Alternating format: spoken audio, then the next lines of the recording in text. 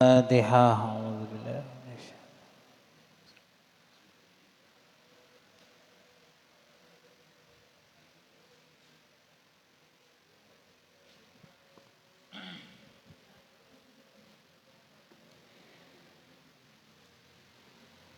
Bismillahirrahmanirrahim. Qala al-muallif rahimahullahu ta'ala wa nafa'ana bi'ulumihi fid dharaini amin. Masih di bab amar ma'ruf nahi mungkar bagian yang ketiga. Kemarin sudah dijelaskan dalam Al-Quran Allah Ta'ala melaknat orang-orang kafir dari golongan Bani Israel. Golongannya Israel dilaknat mereka ini melalui lisannya Nabi Daud. Artinya para orang kafir dari golongannya Bani Israel atau Israel, mereka ini dilaknat karena melampaui batas, sudah melanggar aturannya Nabi Daud, melawan kepada Nabi Daud. Nabi Daud sering dibohongi dan kemudian mereka dilaknat menjadi kera, jadi ketang, jadi ketek, karena selalu mencari ikan di laut. Alasan terus ketika diajak untuk beribadah, untuk menyembah Allah Ta'ala, alasannya mereka sibuk cari ikan di laut. Akhirnya mereka dilaknat oleh Allah menjadi kera. Sedangkan umatnya Nabi Isa yang melampaui batas, yang menentang Nabi Isa, juga dilaknat menjadi babi. Alhamdulillah, Nabi kita Nabi Muhammad sallallahu alaihi wasallam tidak pernah berdoa kepada Allah untuk melaknat umatnya yang melanggar atau melampaui batas. Kalau umpama Nabi Muhammad berdoa, bisa jadi nasibnya seperti umatnya Nabi Daud yang menjadi kera, dan menjadi umatnya seperti umatnya Nabi Isa menjadi babi. Sekarang ayat berikutnya, wa qala Allah Ta'ala, Allah Ta'ala berfirman, wa qulil haqqu mir rabbikum faman syaa'a falyu'min wa man syaa'a falyakfur. Katakan Muhammad, al haqqu mir rabbikum, kebenaran itu dari Tuhan mereka, Tuhan kalian. Jadi kebenaran itu adalah dari Allah Ta'ala, kebenaran yang mutlak adalah kebenaran dari Allah Ta'ala. Kalau kebenaran dari manusia itu tidak mutlak. Contoh ya. Ilmu pengetahuan pada zaman dahulu sebelum 1900 itu mengatakan bahwa sesuatu yang lebih berat daripada gajah tidak bisa terbang. Ini semua sepakat ilmuwan pada saat itu mengatakan bahwasanya sesuatu yang lebih berat daripada gajah tidak bisa terbang.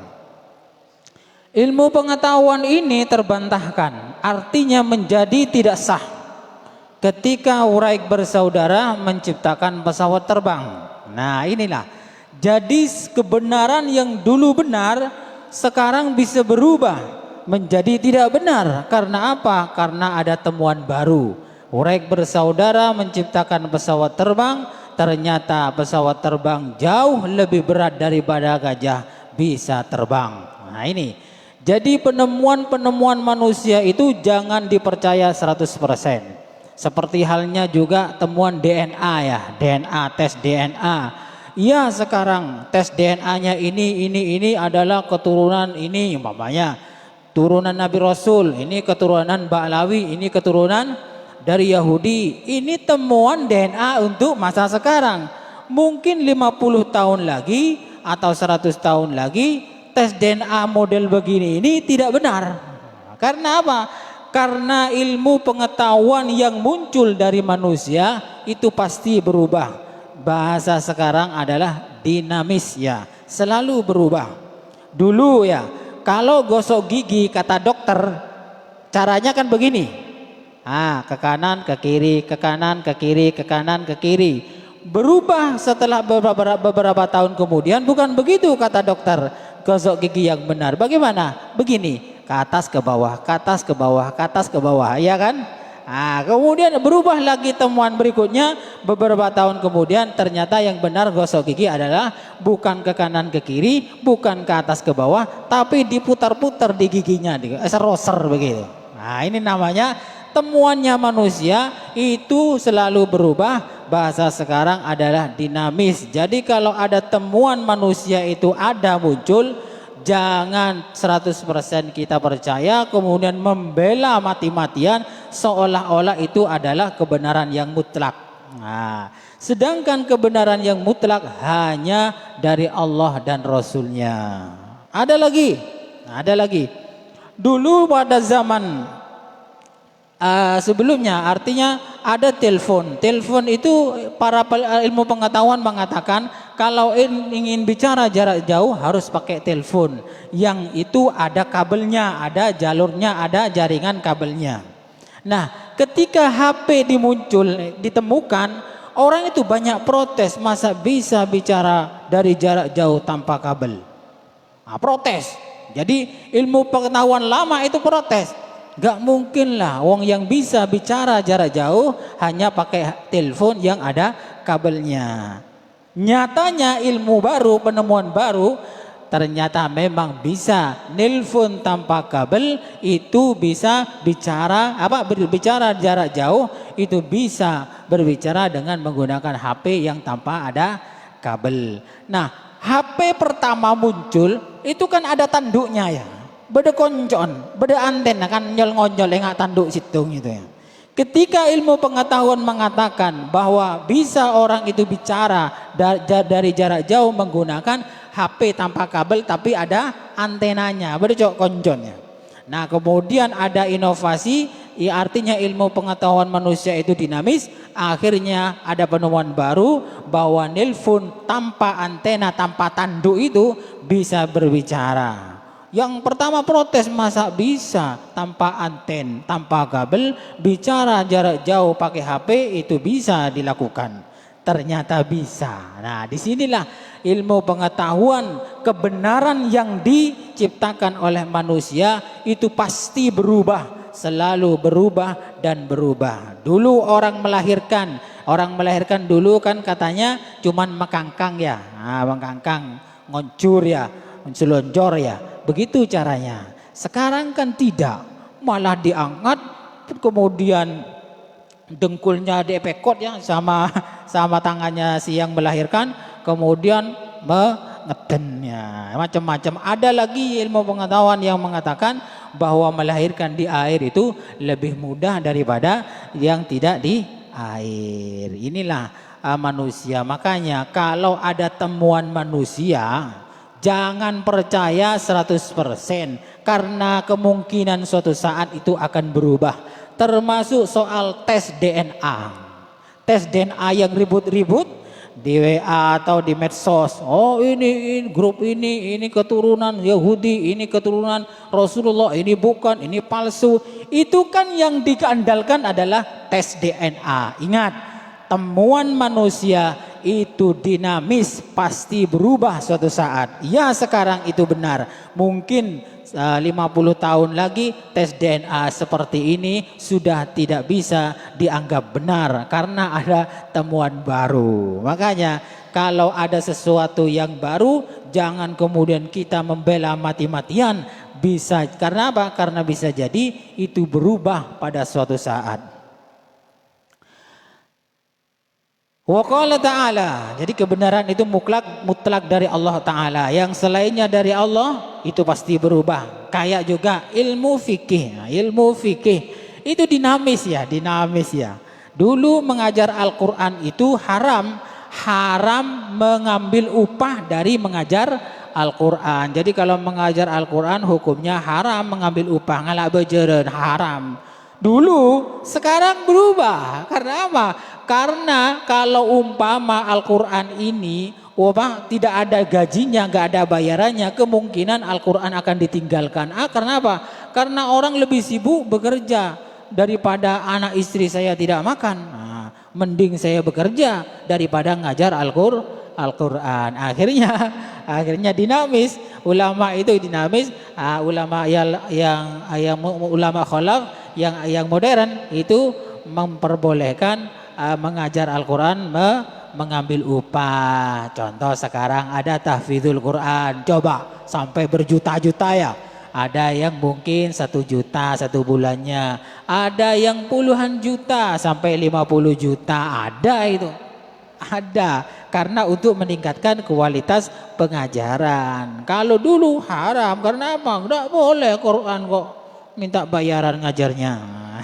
Sekarang kalau umpama diharamkan, maka tidak ada yang ngajar Al-Quran, akhirnya Al-Quran ditinggalkan jauh dari umatnya. Jadi boleh daripada ditinggalkan, bolehlah ambil upah. Jadi kalau ada umpama, ini menurut fikih lah ya, menurut fikih, umpama ada orang ngaji Al-Quran tarik urunan, boleh, tidak apa-apa. Mungkin juga bayar listrik, mungkin juga untuk ustadz-ustadznya yang ngajar, boleh, tidak apa-apa. Berarti mengambil hadis yang itu, umpama upahnya diambil, maka pahalanya tinggal 35%. Tidak apa-apa.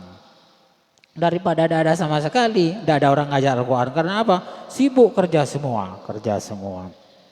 Makanya hati-hati, sesuatu yang timbul di dunia ini, apalagi ciptaannya manusia, temuannya manusia, jangan dibela mati-matian sampai bertengkar dengan orang lain. Karena apa? Karena temuannya manusia itu dinamis, selalu berubah dan terus begitu. Kemudian waqala ta'ala, berikutnya, faman syaa'a falyu'min wa man syaa'a falyakfur.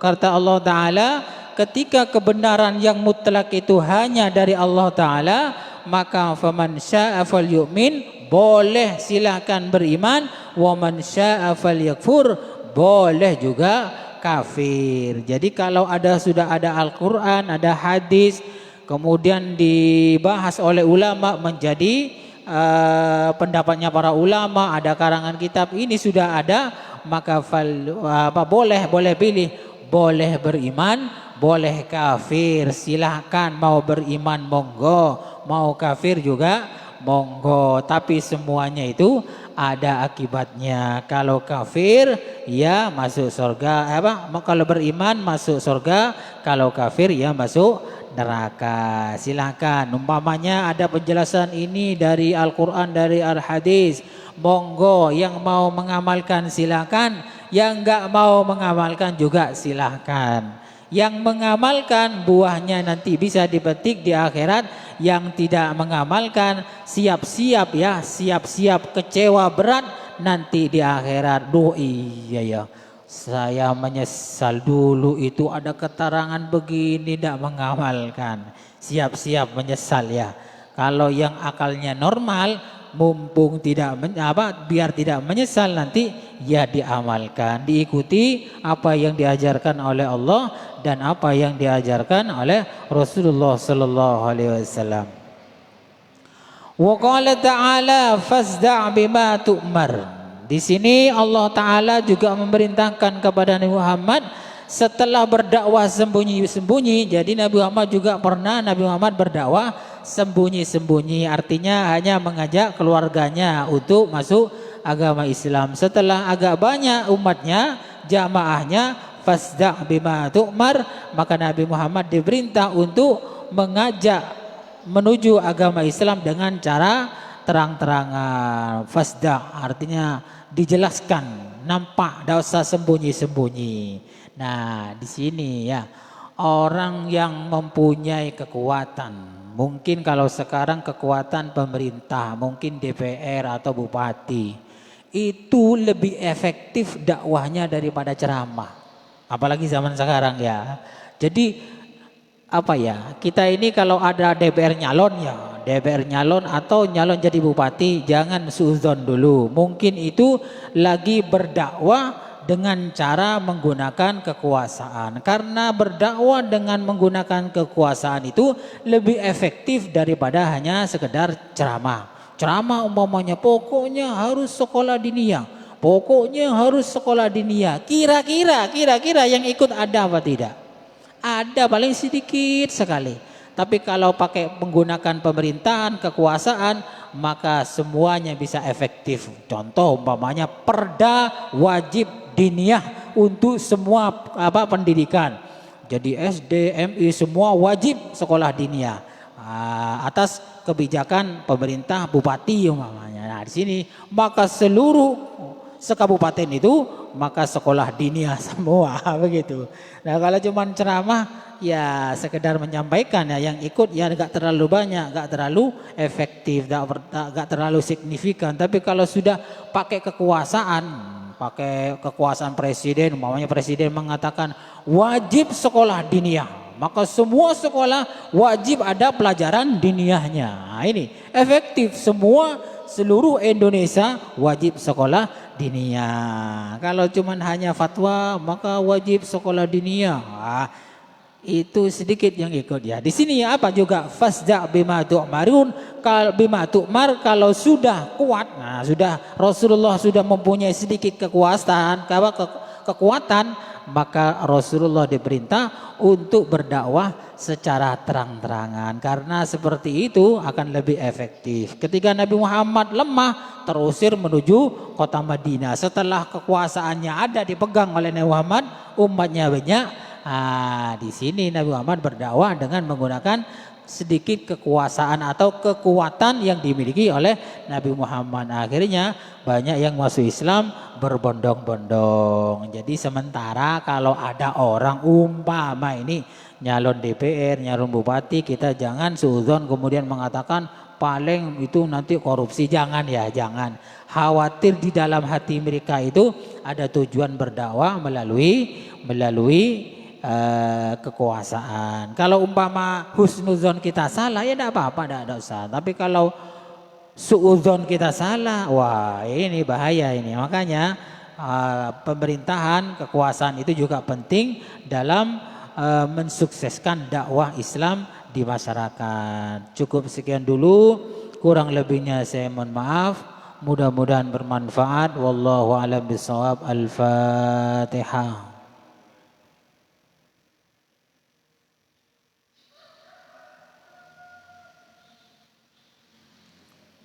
Assalamualaikum warahmatullahi wabarakatuh.